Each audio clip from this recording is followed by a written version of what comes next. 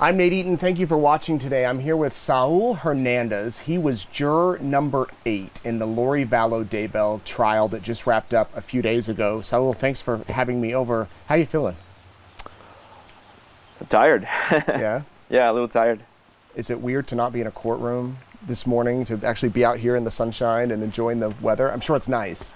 Yeah, it's been an overwhelming time, and I think I'm happy that we did our job, and I'm happy that it's done, and I can move on and do a bunch of things I've neglected. Sure. All right, well, let's go back to the beginning before you were selected as a juror. What did you know about the case? Not much?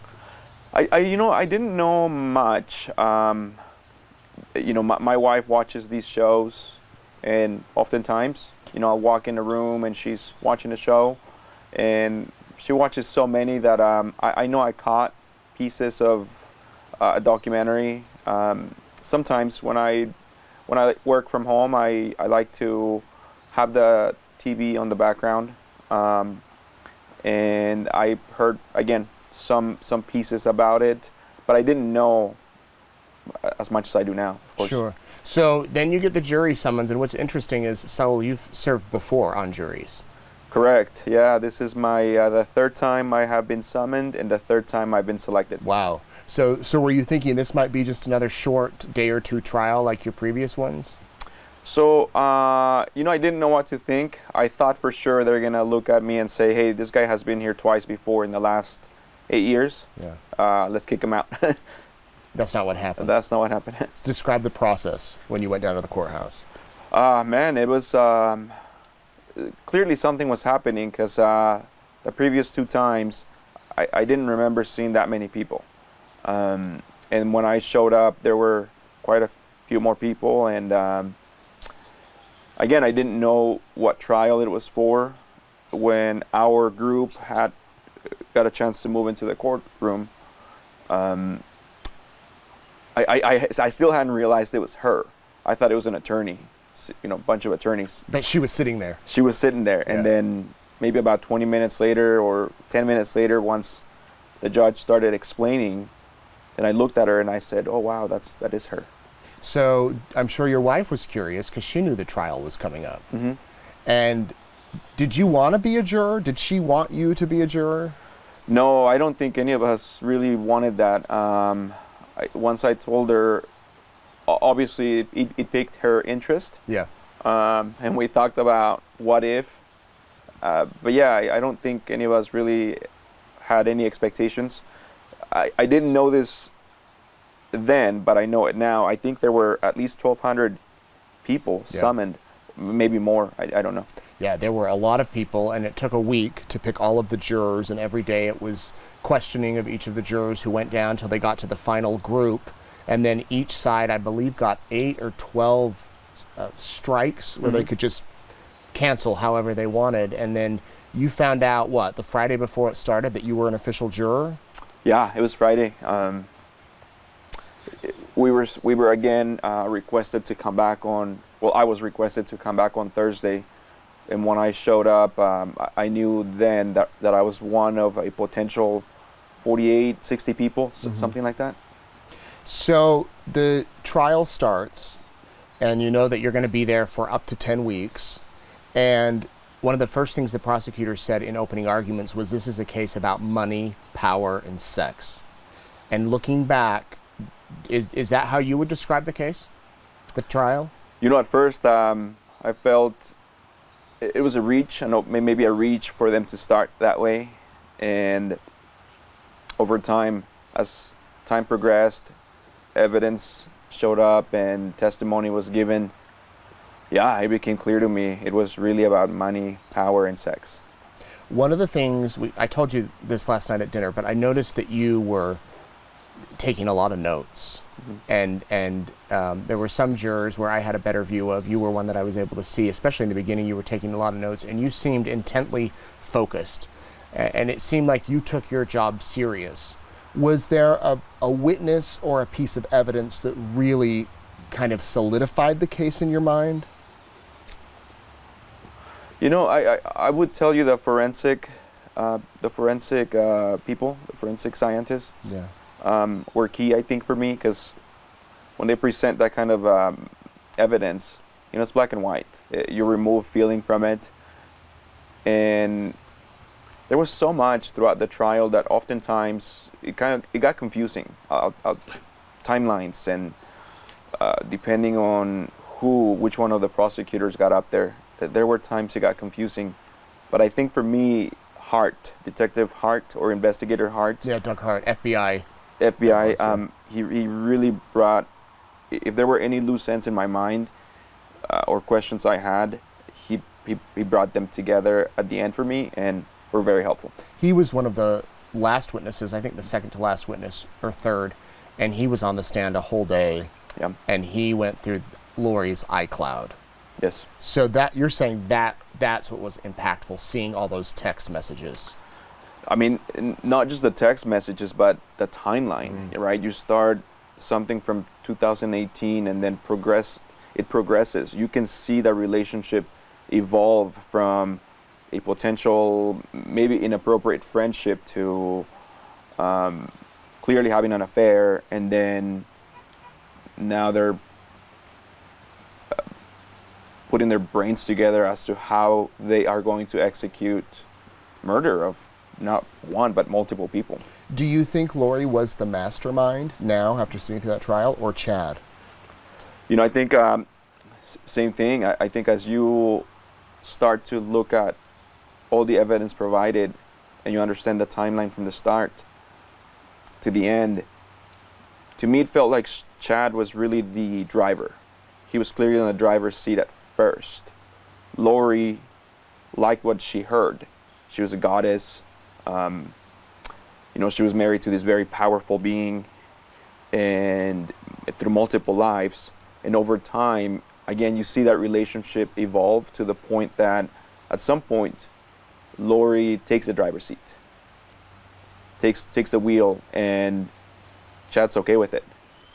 Chad lets that go because in my mind, he wanted one thing from her, and once he secured that, he was okay letting her take the lead role. Letting her drive the car. Yeah, I mean, and she has that personality based on what I saw. She likes to lead. And again, another thing you mentioned last night were those text messages when they had their first fight, and how Lori was ignoring Chad. Yeah. What did you think of that, those encounters? That blew my mind. That blew my mind because when you think about, I can see a teenager, a kid being so impressionable that they may fall for something like that. But when you think about an adult that has lived a lifetime, and he is telling her that has no protection, and then she acknowledges it, and he goes to the point of saying, "You need to give me a thumbs up emoji." That blew my mind. I couldn't comprehend how that even made sense for her to be like, okay. And then she writes back, "I love you," and he says, "Okay, I'm going to restore all your powers." It's something like that. Yeah, something along those lines. We also heard in the trial phone calls between Lori and her son and her sister Summer. How did those affect you? Yeah, Colby's and Summer's testimony was powerful. It was very powerful. I think when Colby came to the stand, I could feel his anger, and I was angry for him. I think hearing the pain in his voice, expressing to his mom what she did. I don't know, man. It was out of this world, and then Summer was, again, very, very powerful, telling her how much she loves her, how much she still loves her. It was really hard to sit through that. You also heard the podcast that the defense was able to get in, and you were able to hear Lori talk about how she had seen Jesus. I don't know if you remember that part, but that was a way that the defense got that in so that you all could hear her without her having to be cross-examined by the prosecution. What did you think of her words on that podcast? That it was a testimony she gave from years ago, but still you heard her, state of mind? Yeah, from what I remember, almost like a fantasy. Like her reality is one, but it's really, I think for most people, it's just a fantasy. And again, very much a alpha, a leadership role through that podcast. And then I think she liked the power that gave her, the authority figure that it made her be to those people. Do you believe that she really thinks she's a goddess? Honestly, in my mind, yes. Once after all the evidence that we saw, it's hard to answer that. But in her world, in her reality, yeah. Describe what it was like sitting in your seat every day, front row, right there by the witness stand, looking at her. Did that ever, become awkward for you, or did you have to control your emotions, or was it just you were there to do the job and she was sitting there and you were here? Mostly that. I was there to do a job. I think she deserves a fair shot, and I went in there with an open mind. I know I heard what I've had heard wasn't great about her, but at the end of the day, I felt that she deserves a shot, right? She deserves a defense, and innocent until proven guilty. And I kept looking for the human side of her, the moment where she'd help me understand what happened, what was really the story. And I kept looking for that, and I never found it. Do you wish you would have taken a stand and spoken? Yeah, I very much wish I could have heard from her. Again, the prosecution stacked the deck, right? They brought on so many witnesses, so much evidence. And throughout the trial, I wanted to be open-minded. And I was waiting for that moment where she could explain to me and my fellow jurors that what really happened. What is it that we're missing? And yeah, we never got to hear it. So what did you think when the defense said, "We don't think they've proven their case, we rest"? Were you expecting more? Yes, I was clearly expecting at least a week of witnesses, evidence, something. And I had questions, and I remember writing my notes. And since we couldn't talk about the case, I figured, when they provide their defense, their testimony, their witnesses, their evidence, it'll answer those questions for me. And those questions were never answered? Never answered. Tell me about viewing those autopsy photos. Yeah, that was hard. That was hard, man. I think as a human being, you never really train for something like that. You don't expect to see that. And I had not realized that my kids are exactly the same age apart as Tylee and JJ. And it was painful to see that, because I have seen the relationship that my boys have. How my oldest embraces my little one, almost like a father figure sometimes. Yeah. Takes care of him, loves him.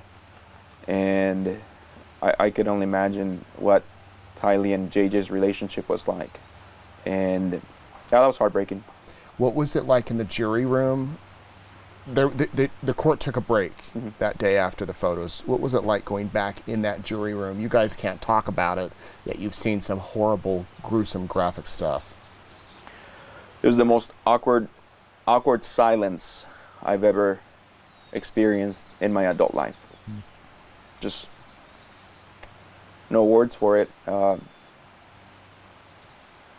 It felt like hours.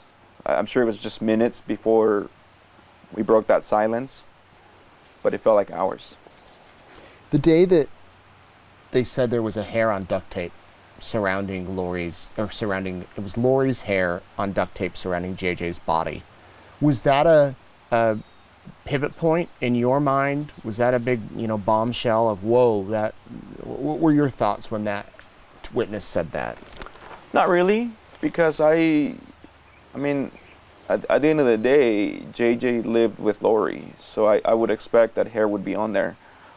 In terms of the hair being right there, no, not really. And I struggled with that because I didn't know how much weight to give that. Mm-hmm. And I don't know if the defense really brought it home on that piece of evidence. And since we couldn't ask questions, I just wrote it down as important, but one of those loose ends that I wish I would have heard more. And one of the things that I had forgotten, so you said it last night, is you weren't able to bring all those notes home. Right. The court has all those notes, so from all the jurors. Yes. Describe what a day is like for a juror, for you guys. I mean, you had a secure van that took you to and from the courthouse. You parked in an undisclosed location. Describe the procedures that were taken to protect you guys. A very uncomfortable van filled with 10 adult people, two of them. Two vans. Two vans. One of them had a funky smell the whole Don't get in that one. Yeah, it was, honestly, in my opinion, more of an inconvenience, right? Because we're already asked to give up so much of our day, so much energy and emotion, and then to add more time to meet, drive together, get through security, get through the elevators, sit in a room and wait until they're ready. And then you go through the whole day, and then you have to do that same exercise just backwards. I mean, trying to work, trying to still be a husband, a wife, a father, it was challenging. Because you had to be there at 7:30 Mm-hmm. to get in the van, go to the courthouse, secure entrance, away from all the public. Mm-hmm. Even if anyone saw them, you could not talk to the jurors about this at all. My fear was I was going to run into you in the grocery store and someone was going to say, a reporter's following you. I mean, so then you go into the courtroom, you sit, and again, you mentioned on the breaks, you can't talk about the case at all with your other jurors. And there was a lot of downtime sometimes for you all where you'd be sent out of the courthouse while something was being discussed. Yeah. And what would you all do during the breaks? Just talk about family, sports, whatever? I try to work Yeah. as much as I could. I try to work, and when the Wi-Fi wasn't working, I just do other things. And yeah, I mean, we got to know each other. We talked about families and showed pictures of our family, and yeah. One of the things you mentioned to me is you all paid attention to the gallery. Yeah. The people that came to watch. You knew who was there every day. And what was that like? We're all watching them. Unbeknownst to us, they're all, I guess, watching us too at times. Curiosity. I think we spent so much time with all these people that we could never speak to. I had no idea who was family, who was media. Yeah, at the end, you kind of put that together. And I couldn't see you guys typing, so some of my fellow jurors could, because they were on that side. I was clear on the other side. Yeah, just interesting process, and who was who, and yeah. Another thing you saw was the beach photos, the wedding photos. Yes. Of Lori and Chad. Yes. What did you think, when you saw those? They're married while the kids are buried in the yard, and I believe you all knew that at that point. Did that leave an impression on you? Yeah, I think disgusted was the best word I can give you. I was disgusted. I think it's one thing to do what they've done, but to that point, to move on so quickly from a 20-plus year of marriage, 2 kids on the ground, and then you look at the evidence and how it was planned out with buying rings, buying dresses prior to booking flights. I don't know. It's just disgusted. Did you ever notice a change in Lori's demeanor during the trial? Where she was upset or angry, or was she always stoic? No, she definitely had her personality and her body language changed during certain times, specifically when photos of the kids or evidence was presented about the kids. She would almost want to hide, almost like she'd want to disappear from the courtroom. And then there were other times where testimony was given by witnesses that clearly she didn't agree with. Her feelings were not reserved. She made it known that she was not happy, she didn't agree. And there was one very powerful one for me. When Audrey, I forget her last name. Baratario. When Audrey got up there and gave her testimony, and Lori's demeanor was very aggressive. She wanted to, it felt like she was going to jump out of that chair and that desk at any moment. She was leaning forward in a very aggressive manner, her body language. That led me to believe that, again, she's an alpha, and if she could control the situation on somebody who was perhaps gullible, maybe a weaker mindset, that she would. Did you ever get to a point hearing some of the religious stuff and text messages where you thought, this is complete nonsense? Or as the defense called it, crap, weirdo, stupid? And were you able to process all of that? I don't know that you can ever process that. I think you try. I think you try to reason, make the best of what you have, but definitely don't understand how can a grown person, two, and more than two, believe all of that. And yeah, it makes me question a lot of things. Having seen all the evidence, all the thousands of hours spent, how would you describe the efforts of law enforcement? I think they did a good job with what they had. I don't know that you ever can really train for something like this. I think they did a good job with what they had.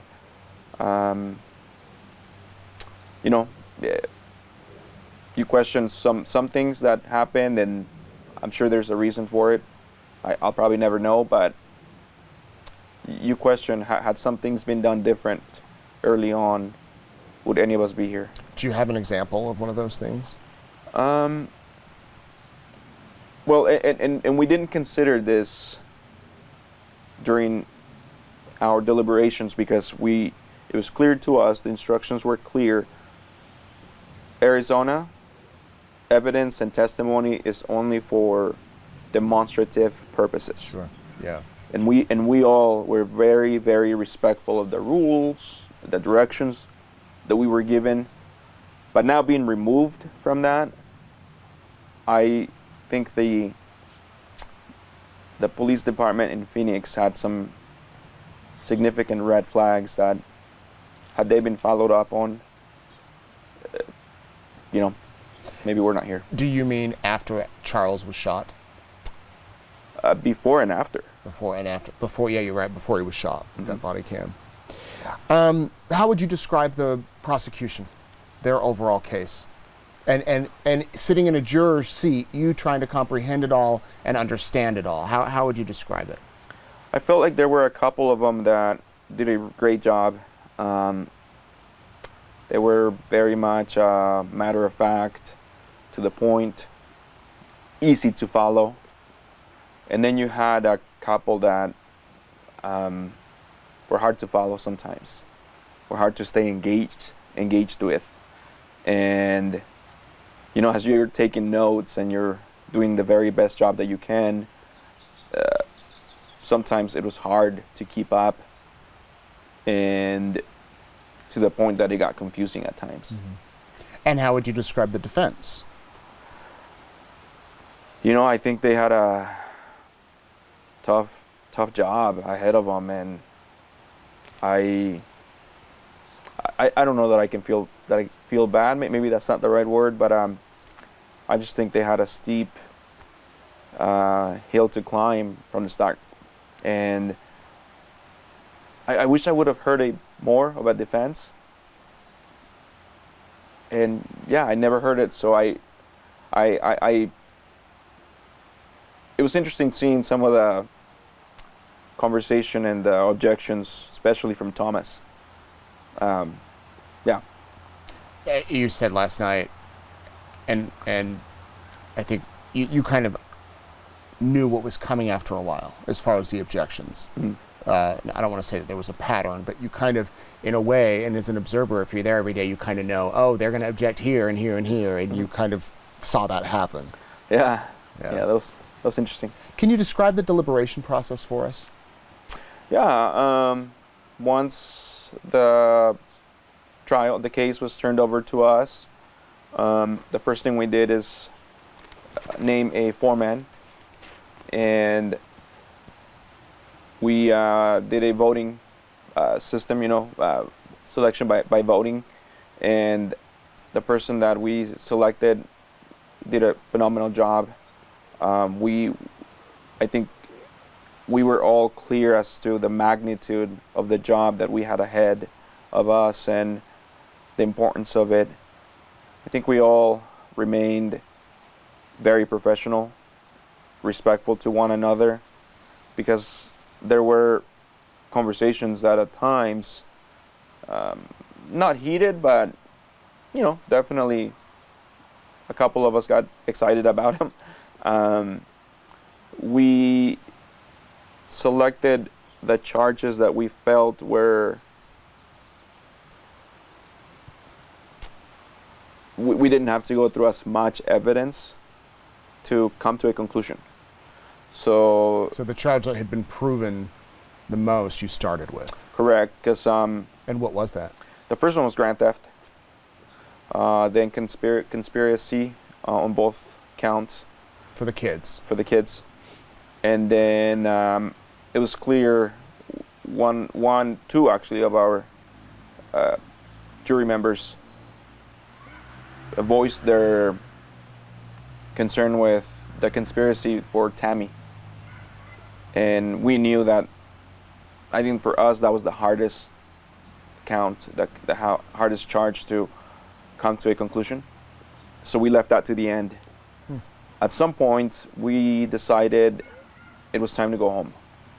This was on Thursday. You got the case Thursday. Mm-hmm.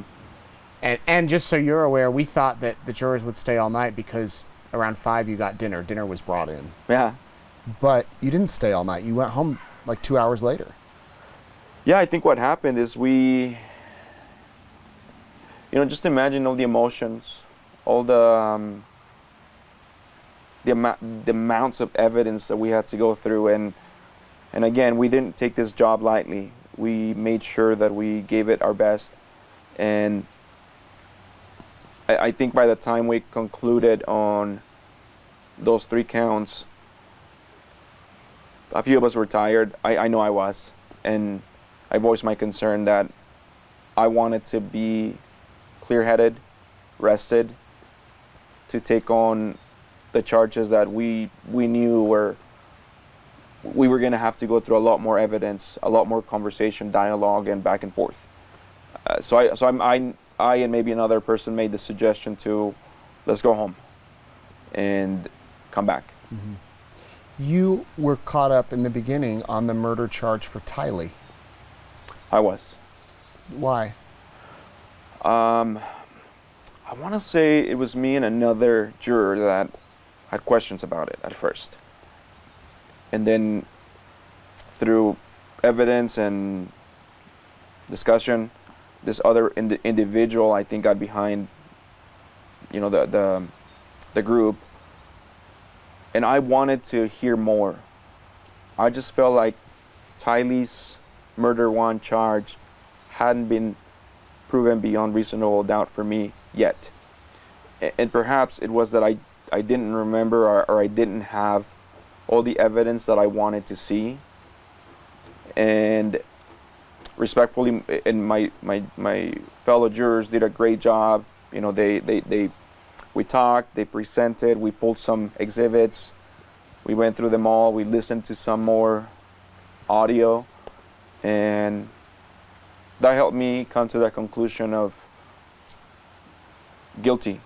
You know, it's a big charge, and I really wanted to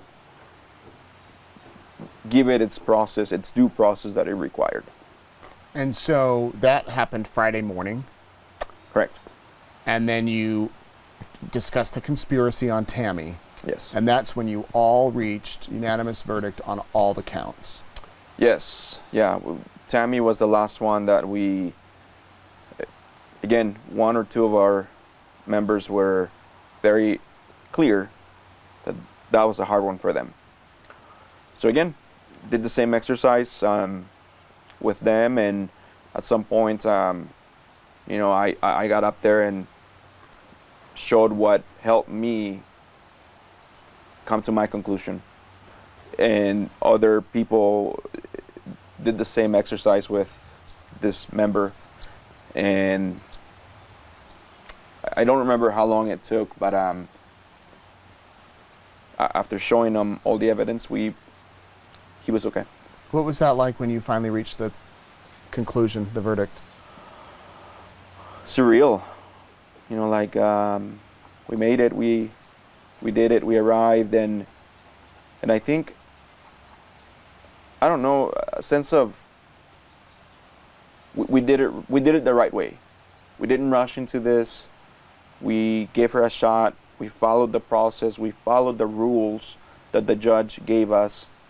And I don't know, you can feel good about it. I think you just feel satisfaction that you've done the best job you could. Yeah. And you can render some kind of justice. And then an hour later, the verdict's read. You're brought in the courtroom for the final time. You see Lori. What was your thought to her reaction to guilty on all counts?